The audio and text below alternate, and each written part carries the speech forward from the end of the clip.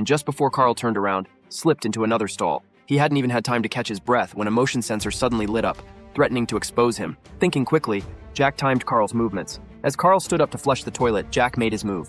Luckily, Carl didn't notice anything and calmly left the restroom. Jack waited for Carl's footsteps to fade before quickly slipping out, but just as he opened a door, he bumped into another coworker who was also working late. In a panic, Jack immediately told his colleague everything about Carl. Meanwhile, Carl had damaged the fire valve and was heading to the storage room where the company's confidential files were kept. His plan was to burn all the documents. On the other side, Jack and his colleague decided to escape. They headed toward the elevator, only to quickly realize that it had been sabotaged. They were forced to look for another way out. They switched to the emergency exit, but found that the door had been locked at some point.